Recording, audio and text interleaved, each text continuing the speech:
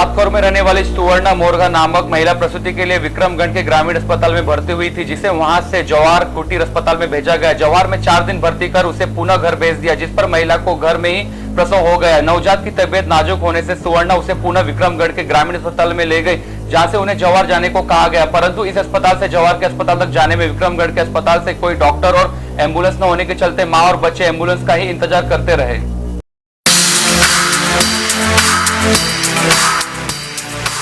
रतन महार नामक बालक का पैर टूट जाने की वजह से उमरिया जिला चिकित्सालय में भर्ती हुआ था, जहां पर डॉक्टर केसी सोनी ने ऑपरेशन के लिए 22,000 रुपए की मांग की थी। वहीं कलेक्टर उमरिया का औचक निरीक्षण में पीड़ित के दादा ने डॉक्टरों के इलाज के एवज में 22,000 रुपए की मांग की थी, जिस पर कलेक्टर के अस्पताल से जाते ही शिकायतकर्ता से पीड़ित को रेफर कर दिया और कहा कि तुम्हारा इलाज यहाँ संभव नहीं है। जिस बात की भनक कलेक्टर उमरिया भाल सिंह भाइडिया को लगी और जिस पर संबंधित डॉक्टर के खिलाफ कलेक्टर के कार्रवाई के निर्देश दिए हैं।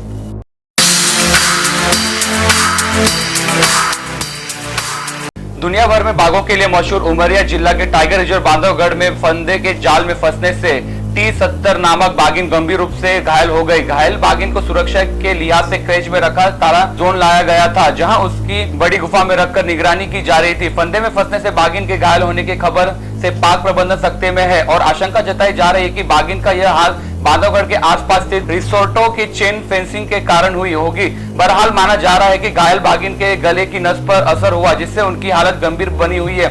इसलिए बाघिन को इलाज के लिए भोपाल भेज दिया गया है।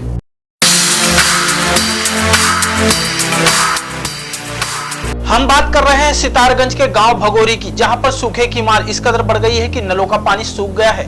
यहां के लोग गांव छोड़कर पलायन करने की तैयारी में घूम रहे हैं, जिसकी शिकायत पेयजल विभाग में करने पर भी कोई हल नहीं निकला जा रहा है। पेयजल विभाग द्वारा सूखे हुए नलों के बोर रिबोर करवाए गए, लेकिन उनके ऊपर आज तक मशीन नहीं लगाई जा सकी, जो कि एक समस्या को खत्म करते एक समस्या और बढ़ाकर रख दी गई है। जो 2-4 बूंद पानी मिल जाती थी, गाँव के लोग उससे भी मोहताज है।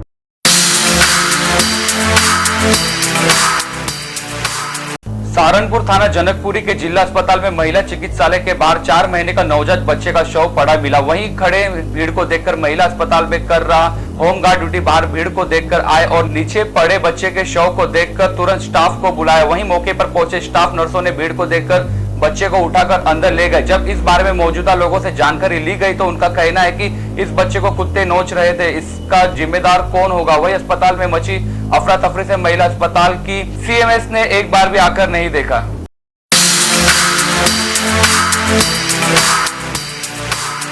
व्यापार मंडल गुरुदासपुर के अध्यक्ष दर्शन महाजन ने कहा कि GST द्वारा लागू होने से कारोबार बहुत प्रभावित होगा। उन्होंने कहा कि हमारी मांग है कि हर व्यापारी की 60 वर्ष के बाद पेंशन लगाई जाए, क्योंकि व्यापारी सारी उम्र सरकार को टैक्स का भुगतान करता है। GST को उन्होंने गुंडा टैक्स बनाते हुए कहा कि मनमोहन सरकार के समय इसकी अधिकतम सीमा 12% थी और मोदी सरकार ने बढ़ाकर 28% कर दी है। उन्होंने मांग की है कि पेट्रोल डीजल को भी GST के घेरे में लाया जाए और चेतावनी दी है कि यदि GST की धाराओं में नरमी न बरती तो आने वाले दिनों में संघर्ष तेज किया जाएगा।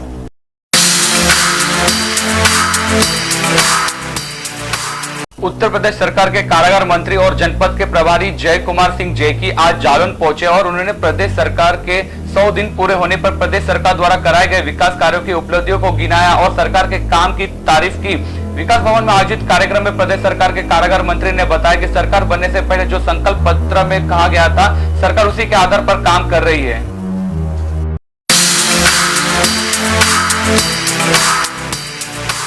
जिला उद्योग व्यापार प्रतिनिधि मंडल ने आज रुद्रपुर के मंगलम होटल में पत्रकारों से बातचीत करते हुए बताया कि GST लागू होने पर व्यापारियों को होने वाले परेशानियों को देखते हुए व्यापार मंडल के राष्ट्रीय नेतृत्व व प्रांतीय नेतृत्व के आह्वान पर प्रांतीय उद्योग व्यापार प्रतिनिधि मंडल उधम सिंह नगर द्वारा 30 जून को भारत बंद के समर्थन में उत्तराखंड बंद का आह्वान किया है।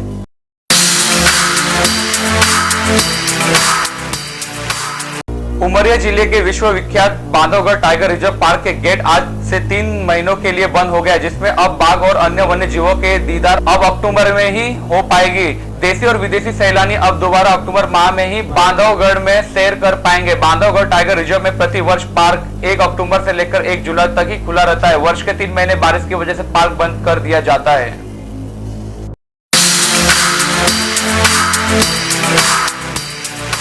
चिरगांव कस्बा अंतर्गत हाईवे देदर रेस्टोरेंट के पास 3 लोग अपनी बाइक से कुछ बंदिया मंदिर से दावत खाकर अपने घर कौछावर के लिए लौट रहे थे, तभी बाइक का संतुलन बिगड़ गया और सामने जा रहे डंपर से टकराने से 3 लोगों की मौके पर ही मौत हो गई।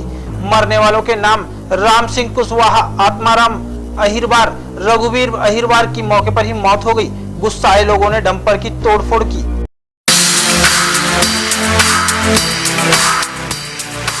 इलाहाबाद के थाना गुरपुर के मकवानपुर गांव का एक युवक की ट्रेन की टक्कर से मौत हो गई। यह घटना लगभग 11:30 बजे की है। मरे हुए युवक को कुछ कम सुनाई देता था। कुछ लोगों का कहना है कि जो आदमी अभी ट्रेन से मरा है उसका नाम राजनारायण पटेल है, जिसकी उम्र 50 साल बताई जा रही है।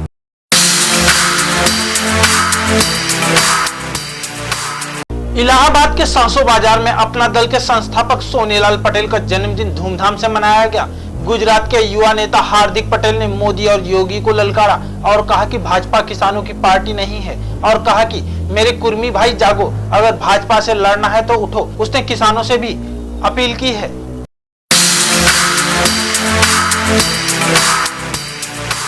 उत्तर प्रदेश विकास मंच के बैनर तले विकास मंच के कार्यकर्ताओं ने विश्वकर्मा चौक पर सपा नेता आजम खान का पुतला फूका, जिसमें विकास मंच के कार्यकर्ता को कहना है कि सपा नेता आजम खान हमेशा विवादित बयान देकर सुर्खियों में बने रहना चाहते हैं और अब तो आजम खान ने सेना पर भी सवाल खड़े कर दिए। सेना बलात्कारी है, यह कहकर सारे हदें पार कर दी। सपा पार्टी को चाहिए कि ऐसे नेता को पार्टी से बाहर का रास्ता दिखाया जाए। साथ ही कार्यकर्ता ने आजम खान को अपशब्द जैसी टिप्पणियां करते हुए गद्दार भी बताया। आजम खान जैसे देशद्रोही पापी गद्दार नेता को देश से बाहर भेज देना चाहिए।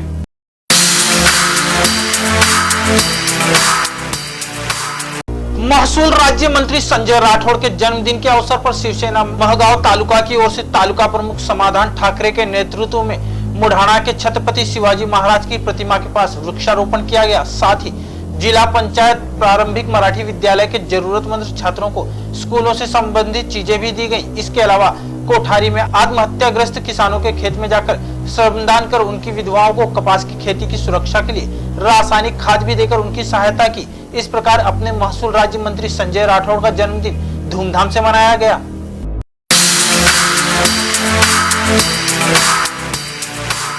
समूचे भारतवर्ष में आज सघन पल्स पोलियो अभियान चलाया जा रहा है। वहीं विकासखंड हिलोली के पीएचसी में भी पोलियो रविवार बड़ी धूमधाम के साथ मनाया गया, जिसमें पूर्व विधानसभा से विधायक अनिल सिंह ने फीता काटकर बच्चों को पोलियो की खुराक पिलाकर अभियान की शुरुआत की।